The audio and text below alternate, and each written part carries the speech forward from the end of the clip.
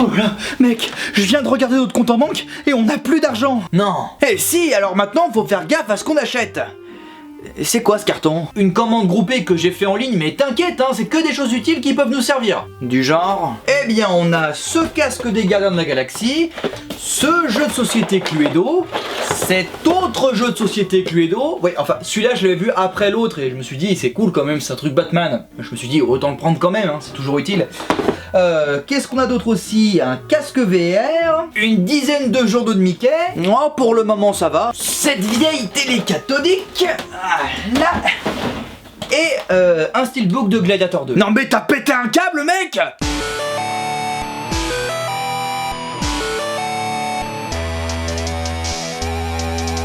Bonjour à tous et bienvenue dans ce nouvel épisode de Pop. Là, j'en ai ras le cul de vous parler de films pourris. Pour une fois, j'ai envie de me faire plaisir en vous parlant d'un film que j'adore, un film de mon enfance, injustement oublié, sorti en 2011. Je veux parler de Real Steel. Le film commence dans un futur proche avec Charlie, un routier qui vient offrir une prestation dans une fête foraine. Mais quel genre de prestation ? Mesdames et messieurs, préparez-vous à l'incroyable, un homme aux capacités exceptionnelles, Charles Kenton, le remonteur de bourse. Attention.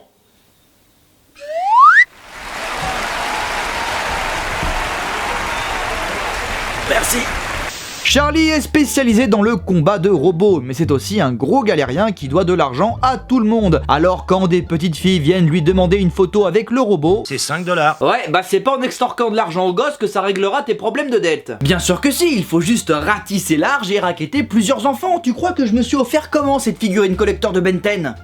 Elle doit coûter 10 balles ta figurine. Oui, mais n'empêche que c'est comme ça que je gagne ma vie, et c'est beaucoup plus lucratif que YouTube. Tiens, d'ailleurs, tu pourras te manier le cul un petit peu parce que c'est bientôt la sortie des écoles et je voudrais pas rater mon encaissement quotidien. Le robot de Charlie doit combattre contre un taureau. Malheureusement, il est plus gros que prévu, alors il ne veut pas engager le combat. Grossophobe. Cependant, il décide de faire monter les enchères. Il propose à Ricky, l'organisateur et vieille connaissance de Charlie, un pari. Si le robot gagne, Ricky donne 20 000 $ à notre protagoniste. Super le pari, une belle manière pour rembourser ses dettes.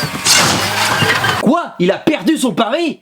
Mais qui aurait pu le prévoir? Charlie veut donc quitter la foire avant que Ricky ne vienne réclamer son pognon. Mais c'est alors que se ramènent deux types qui lui annoncent une bien triste nouvelle. T'es pas drôle, tu fais même pas rire. Non, il lui annonce la mort de son ex-femme, qu'il n'a pas vue depuis 10 ans. Eh bien comme ça, elle arrêtera de le faire chier avec la pension alimentaire. J'ai pas raison la team? Alors, déjà, vu comment il gère son argent, je ne pense pas qu'il payait de pension alimentaire. Et en plus, on n'est pas du tout dans ce genre de film. Non, s'ils viennent le prévenir, c'est que lui et son ex ont eu un gosse, Max, qui se retrouve donc sans tuteur légal. Enfin si, du coup, légalement, c'est Charlie. Ah, la gueule du modèle parental. Max, je te présente ton père.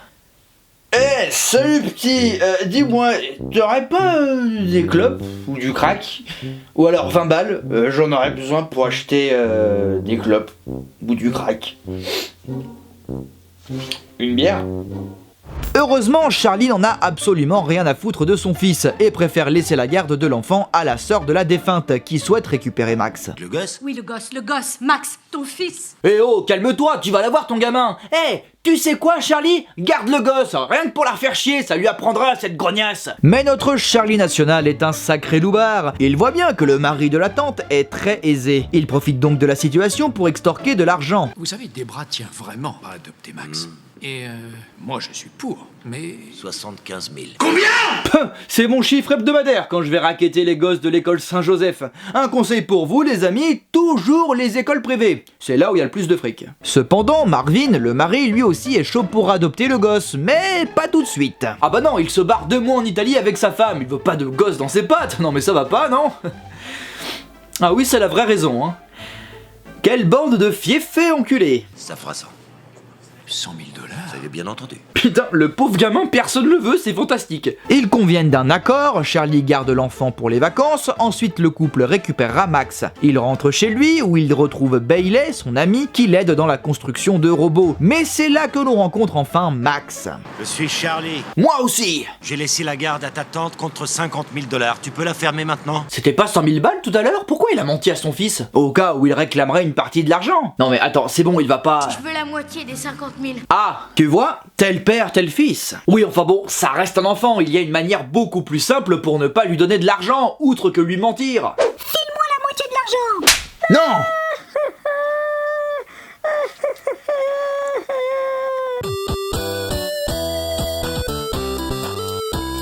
Charlie s'est servi de l'argent fraîchement récupéré pour acheter un nouveau robot qui a combattu pour la WRB. En gros, c'est le championnat du monde de combat de robots, le sport national suivi par des millions de personnes à travers le monde. Et non, ça n'a rien à voir avec le vrai combat de robots qu'on connaît chez nous.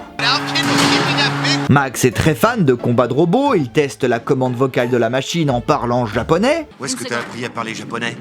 C'est les jeux vidéo. Les jeux vidéo? Ah, dans le futur, on a arrêté de traduire les jeux?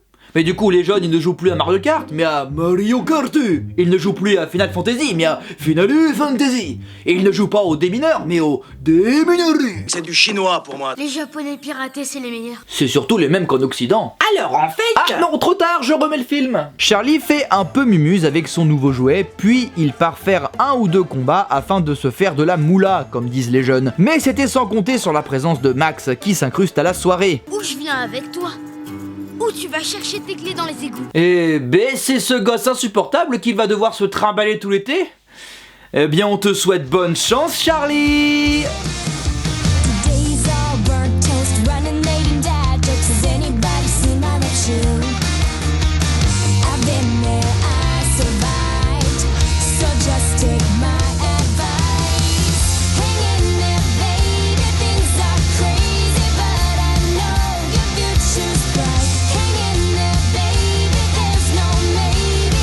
Everything turns out alright. Sure, life is up and down, but trust me, it comes back around. You're gonna love who you turn out to be. Hang in there, baby. On sera sûrement 3 à avoir la ref, mais qu'est-ce qu'on se sera marré? Il emmène Max dans un club de combat clandestin et comme Charlie est très avide de fric, il veut combattre contre le champion de l'arène. Oh non, il n'a aucune chance contre Midas. C'est le meilleur contrôle technique du pays. Tu vois, ses prix sont imbattables. Imbattable! Le combat est perdu, donc pas d'argent et surtout plus de robots. Donc il faut en refabriquer un. Charlie entre par réfraction dans une décharge avec son gamin afin de voler de quoi se refabriquer un robot. Le père de l'année en profite donc pour nous expliquer le contexte de l'époque. Pourquoi le combat de robots existe. Parce que le public voulait toujours plus violent, plus spectaculaire. Oui, mais il ne faut jamais écouter le public, les spectateurs ne savent pas ce qu'ils veulent. Oh, t'es dur quand même. Non, je t'assure, les gens sont les premiers à gueuler parce qu'il n'y a pas assez de films originaux au cinéma. Par contre, dès qu'ils ont le choix entre aller voir un nouveau film et la suite d'une licence qu'ils connaissent déjà, ils choisissent la licence. Donc excusez-moi du peu, mais vous êtes chiant. Ouais, et tu crois pas que tu fais un petit peu partie du problème, toi aussi? Je vois pas de quoi tu parles. Bref, donc la boxe humaine a disparu au profit de la boxe robotique. Saleté d'IA, elle nous remplacera tous un jour. Cependant, Max chute d'un ravin. Ouais! Mais il survit. Oh! Rattrapé par le bras d'un robot, que le gosse décide donc de déterrer et de ramener. Tu veux emmener Stade Ferraille, ton chariot, tu vas te le chercher, moi je me tire. Mais enfin, ça va pas, non? Tu laisses pas Max au bord du ravin, imagine s'il retombe, qui viendra le sauver cette fois? Oh, t'as raison, Charlie! Tirons-nous! Max passe la nuit à déterrer le robot et le ramène à la seule force de ses bras. Et on se demande bien comment il a fait d'ailleurs pour grimper l'escalier avec son robot. Ta gueule, c'est magique? Non, ça marche pas vu que c'est un film de SF qui se passe dans un futur proche. Ta gueule, c'est le futur? Là, ça marche. De retour au bercail, ils remettent le robot en marche. Robot qui semble être équipé d'un mode Shadow. Il imite les mouvements de celui qui l'observe et les retient dans sa mémoire. Oula, heureusement que j'ai pas de robot comme ça chez moi. Oh non! Non! Mais chaud robot! Pas copier! Pas bien! Pas copier! Non! Max veut faire combattre son nouvel ami qu'il a renommé Atom. C'est un robot d'entraînement conçu pour encaisser les coups, pas pour dérouiller ses petits copains. Mais il insiste, alors Charlie accepte. Vraiment très emmerdant ce gamin. Le lendemain, Bailey apprend à Max qu'avant que les robots ne remplacent les humains, son père était un grand combattant de boxe. Mais pas le temps de s'attarder dessus. Charlie est à la recherche d'un nouvel associé pour faire combattre un nouveau robot. Il se rend avec son fils à un match de la WRB dans lequel se retrouve le champion en titre, Zeus, par rapport à la mythologie grecque. Ou d'ailleurs 3. Ah oui. Max est impressionné par le monstre d'acier alors que bon, il y a vraiment pas de quoi, hein. Ce que Zeus voit, il le détruit. Bah oui, on n'arrête pas de voir des images de Zeus qui détruit ses adversaires en 2 secondes. Ça sert à quoi de payer un billet pour un match qui dure 2 secondes? Attention, début du combat et fin. Oh là là, c'était intense. Après le combat, Charlie décide d'emmener son fils au zoo. Oh cool, une vraie sortie père-fils sans danger. Non, en fait, le zoo, c'est un autre club de combat clandestin, mais encore pire que le club précédent, puisque celui-ci est rempli de punk à chiens. Super ça, même s'il perd, il pourra repartir avec un souvenir. Une seringue ou une IST, au choix. Il peut se battre contre Métro, c'est mon robot. Salut, c'est moi, Métro, je suis le robot. Clodo, je suis devant le netto, je te demande quelques euros. Contre toute attente, Atom gagne le combat. Fier de cette réussite, Max continue d'entraîner son robot. Il lui apprend même à danser. Le gosse veut que Charlie lui apprenne à boxer avec le mode Shadow. T'es sûr que c'est une bonne idée, bonhomme? Parce qu'il a fallu attendre 1 heure de film avant de voir votre première victoire et c'était pas ton père aux manettes. Le daron accepte uniquement si Max fait sa démo de danse avant chaque combat, parce que c'est nouveau et inattendu. Et le public adore tout ce qui est nouveau et original, bien sûr. C'est d'ailleurs pour ça que les studios produisent des suites et des remakes depuis 10 ans. Et on en revient à cette vieille rengaine. L'entraînement commence. Non, Charlie entraîne Atom pendant que le gamin lui apprend à danser. Encore une fois, heureusement que c'est pas à moi de lui apprendre ça. Allez, c'est parti Atom. Je mets le doigt devant, je mets le doigt derrière, je mets le doigt devant. Les combats et les victoires s'enchaînent jusqu'à ce qu'un type leur propose un match à la WRB, un match d'exhibition pour la ligue. De plus, leur robot devient très populaire. A-T-O-M.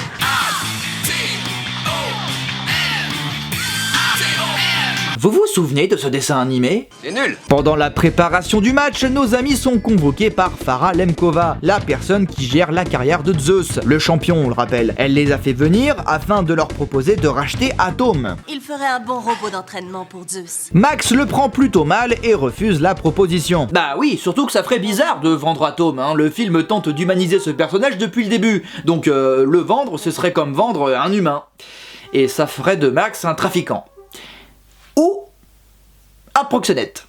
Ça dépend de ce que Lemkova veut faire du robot. Le match commence donc contre Twin Cities, ou en français ville jumelle. Et je trouve ça un peu con parce que avec ces 2 têtes là, ça ressemble plus à 2 tours en fait. Donc ils auraient pu l'appeler Tour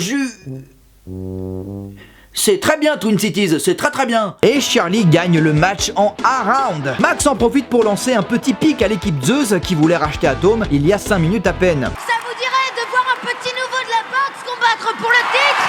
Je lance un défi à Zeus! Mais en sortant de l'arène, devinez qui radine le bout de son nez. Reiki qui vient récupérer ses thunes en pétant la gueule à Charlie devant son gosse. Eh ben, il en aura des choses à raconter en rentrant à la maison. Ah, l'Italie c'était fantastique. Et toi alors Max, t'as passé de bonnes vacances? Oh oui alors, on est allé dans un club de boxe clandestin, ensuite on a volé de l'équipement dans une décharge publique, j'ai failli mourir en tombant d'un ravin, ensuite j'ai failli me friter avec des punks à chiens, on nous a volé tout notre argent et on s'est fait péter la gueule.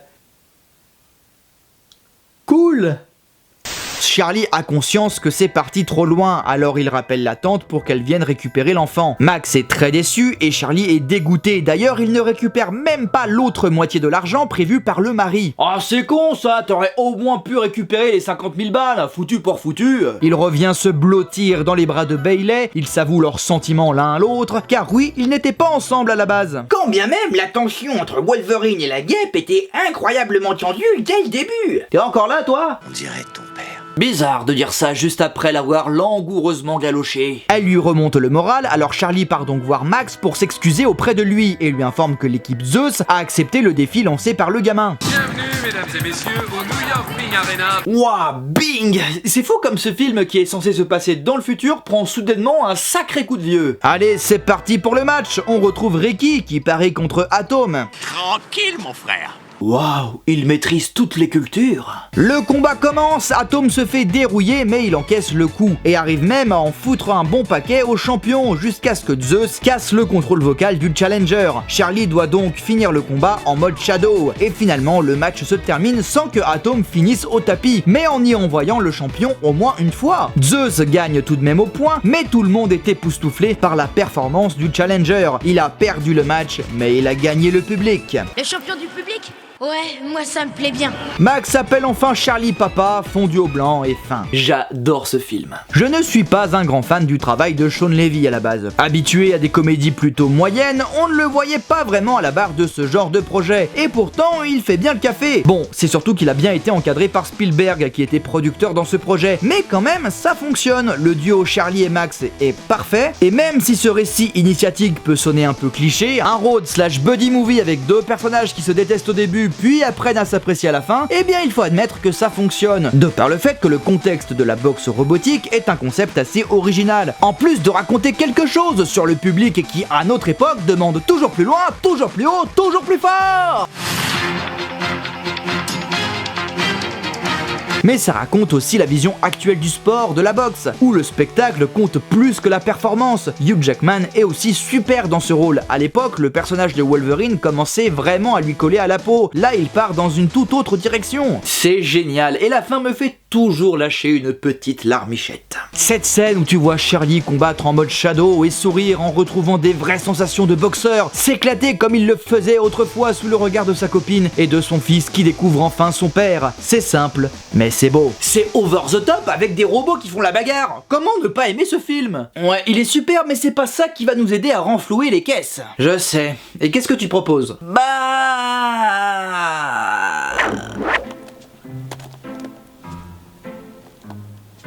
T'es sûr que c'est une bonne idée? Mais oui, je te dis, c'est la meilleure façon de se faire du blé rapidement et sans danger. Ah, tu entends? C'est la fin des cours. Ah la vache, ils ont vraiment l'air de petits bourgeois. Je te l'ai dit, les écoles privées, c'est le pactole assuré.